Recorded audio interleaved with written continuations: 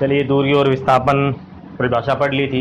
एक क्वेश्चन है सिंपल सा लेके आया हूँ मैं, इसको करते हैं। दूरी विस्थापन का कॉन्सेप्ट सारा समझ में आ जाएगा।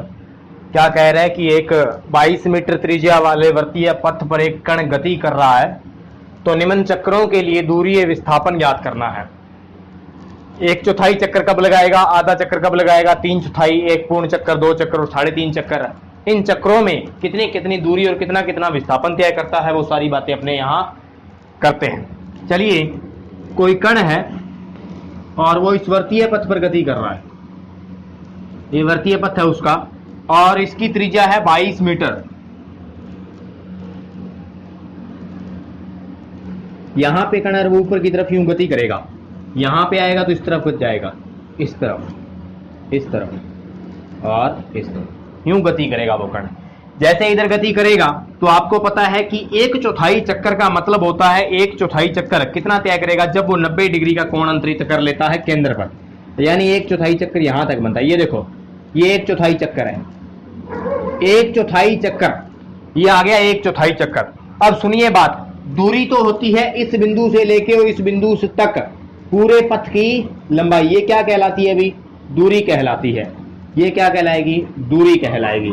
पूरे पथ की लंबाई क्या कहलाएगी, दूरी कहलाएगी। और जब अपने को विस्थापन निकालना है तो इस यहां से चला और यहां आके रुका, इन दोनों के बीच की सीधी दूरी क्या कहलाती है, विस्थापन कहलाती है।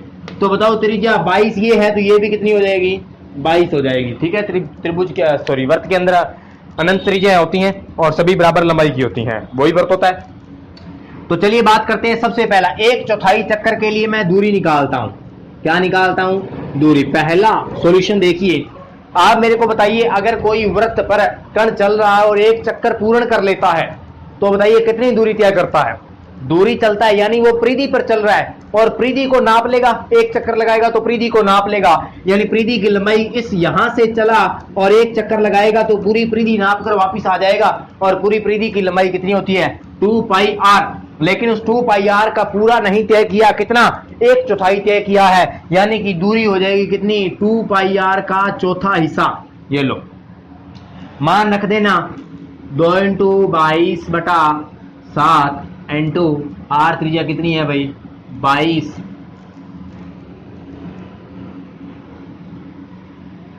नीचे चार, सॉल्यूशन कर लेना, आंसर आ जाएगा। ये दूरी हो गई। इसी के साथ इसी क्वेश्चन में विस्थापन निकालते हैं। विस्थापन निकालने के लिए मेरे को क्या चाहिए, सीधी दूरी चाहिए। यही वाली बात, यहां से चलकर और यहां पहुंच चुका है, ए बिंदु से चला और 1/4 बी बिंदु तक हो गया। यहां से सीधी दूरी कैसे निकालोगे, आपको समकोण त्रिभुज दिखाई दे रखा है, एक की 22 भुजा, दूसरी भी 22, तो तीसरी कितनी हो जाती है, पाइथागोरस प्रमेय से 22√2। ठीक है, तो ये हो जाएगी आपकी कितनी, 22√2 विस्थापन हो जाएगा। ये सीधी दूरी कितनी हो जाएगी, √2 गुना हो जाती है जब दोनों बराबर हो।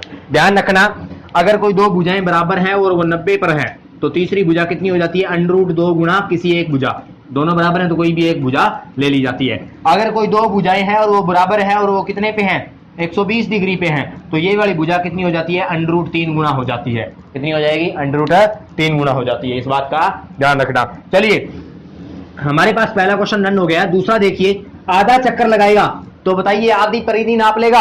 आधी परिधि नापेगा तो दूरी कितनी हो जाएगी, 2πr का आधा भाग।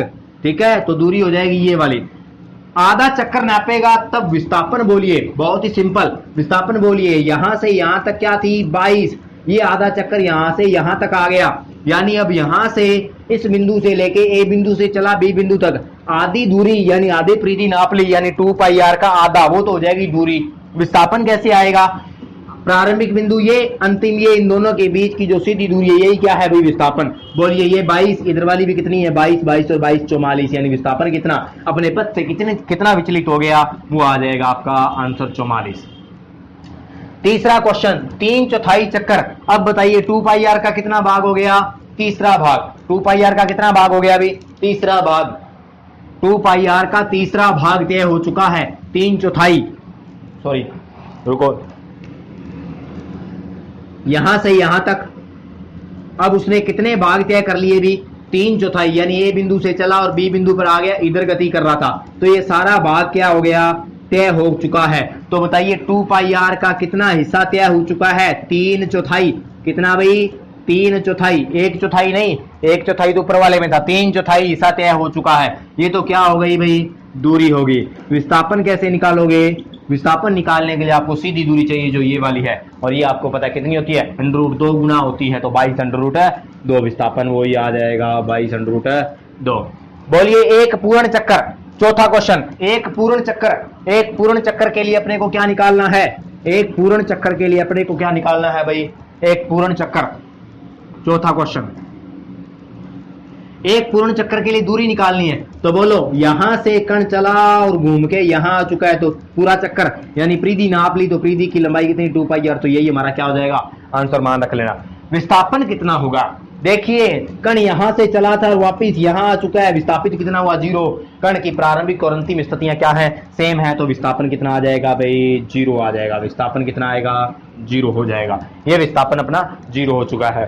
चलिए नेक्स्ट बात, 2 चक्कर में सीधा बता दो, 2 चक्कर में परिधि कितनी 2πr का 2 गुना, और विस्थापन कितना, 2 चक्कर पूर्ण हो चुके हैं, वापिस वहीं आके रुक चुका है, तो विस्थापन 0। 3.5 चक्कर में 3.5 से गुना कर देना सीधा 2πr को, दूरी आ जाएगी, और विस्थापन कितना आएगा, 3 चक्रों में विस्थापन 0, आधे चक्कर में विस्थापन कितना 22 और 22 44, हो गया डन।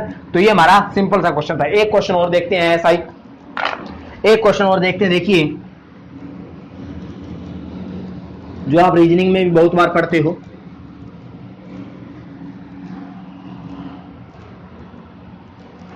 एक क्वेश्चन और देखिए, कोई शराबी है, वो 5 कदम तो आगे चलता है और 3 कदम पीछे चलता है, 5 कदम आगे और 3 कदम पीछे आ जाता है। 13 मीटर दूर स्थित गड्ढा है, ये 13 मीटर दूर स्थित गड्ढा है कोई, ठीक है, यहां से चलेगा 5 कदम आगे और 3 कदम पीछे। 13 मीटर दूर स्थित गड्ढे में गिरने से पूर्व, क्वेश्चन सुनिए, 13 मीटर दूर गड्ढे में गिरने से पूर्व उसके द्वारा तय दूरी और विस्थापन, उसके द्वारा कितनी दूरी तय होती है और कितना विस्थापन तय होता है वो निकालना है। 13 मीटर दूर स्थित कोई गड्ढा है, उसमें गिरने से पहले यानी वो 5 कदम आगे चलता है और 3 कदम पीछे चलता है, तो आपको पता है प्रत्येक स्टेप में 5 कदम आगे 3 कदम पीछे, तो कितनी दूरी, प्रत्येक कदम की लंबाई 1 मीटर है, क्या है, प्रत्येक कदम की लंबाई कितनी है भाई, प्रत्येक कदम की लंबाई उसकी कितनी है 1 मीटर है, प्रत्येक कदम की लंबाई 1 मीटर है। 5 कदम आगे चलता है यानी आगे कितना चला 5 मीटर, 3 कदम पीछे यानी कितना चला 3, तो वो बोलिए दूरी कितनी होगी 5 और 3 8, लेकिन विस्थापन कितना हुआ, ये बात सुनिए, 5 कदम आगे गया और 3 कदम पीछे आया, तो बोलिए यहां से चला था दूरी 5 और 3 8, यानी दूरी पहले स्टेप में कितनी हो गई 8, और विस्थापन कितना हुआ है पहले स्टेप में भैया 2, कितना 2, प्रारंभिक यहां अंतिम यहां, ठीक है, तो विस्थापन इतना ही हुआ है, यानी प्रत्येक स्टेप में वो विस्थापन तो कितना चलता है 2 का चलता है, और प्रत्येक स्टेप में दूरी कितनी की हो जाती है, तो 8। बोलिए कितने स्टेप बनेंगे और वो गड्ढे में गिर जाएगा। तो देखें इस क्वेश्चन को, क्या करना है अपने को, प्रत्येक स्टेप में दूरी काउंट करनी है और प्रत्येक स्टेप में अपने को विस्थापन काउंट करना है। यहां से चलना है, उसको कितना दौड़ाना है भाई 13 मीटर दूर दौड़ाना है, 13 मीटर के बाद वो गड्ढे में गिर जाएगा। तो सबसे पहले क्या करते हैं, 5 आगे चलता है 3 पीछे आ जाता है, तो पहले स्टेप में दूरी कितनी हो चुकी है 8, दूरी कितनी हो गई 8, और विस्थापन कितना हो गया 2, इधर लिख देता हूं विस्थापन 2। दूसरा स्टेप यहां से चलेगा और 5 आगे और 3 पीछे, तो दूसरे स्टेप में दूरी कितनी होगी 8, विस्थापन कितना 2, विस्थापन कितना हो गया अभी 2 यहां का 2 यहां का, कितना हो गया टोटल 4 का विस्थापन, ये 2 विस्थापन यहां और 2 विस्थापन यहां। फिर आगे चलेगा यहां से, तीसरा स्टेप काउंट कर रहा है वो, 5 कदम आगे फिर चला और 3 कदम पीछे आ चुका है, ये 3 कदम पीछे आ चुका है, दूरी कितनी हो गई 8 की, और विस्थापन कितना हो गया भाई 2 यहां पे 2 यहां पे और 2 भी यहां पे।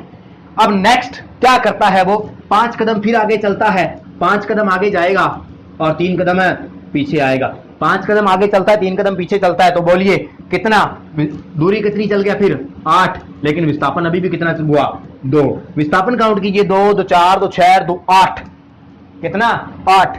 अब शराबी रुक गया यहां पे, शराबी यहां पे रुका 2 2 4 2 6 2 8, विस्थापन अभी इस बिंदु से वो कहां तक आ गया 8 मीटर आगे चला है, ओरिजिनल 8 ही कदम आगे आया, यानी प्रारंभिक स्थिति से अंतिम स्थिति कहां आ गई 8 आगे आई, लेकिन उस लड़खड़ाती हुई चाल से वो कितनी दूरी तय कर चुका है, कितनी दूरी तय कर चुका है लड़खड़ाती चाल से, कितनी 8, 16, 24, 32, कितनी 32 दूरी तय कर चुका है। अब सुनिए मेरी बात, आगे कितना आया है वो, वास्तव में आगे कितना आया है, वास्तव में आगे आया है वो कितना, 2, 2, 4, 2, 6, 2, 8।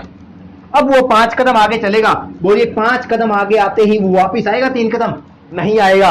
क्यों? क्योंकि वह प्रारंभिक स्थिति से कितना आगे आ चुका है, 8 आगे आ चुका है, और गड्ढा कितना है, 13 मीटर दूर। तो बोलिए 5 मीटर आगे जाने के बाद 8 और 5 13 के बाद वो गड्ढे में गिर जाएगा, वापिस तो निकल के आने वाला नहीं।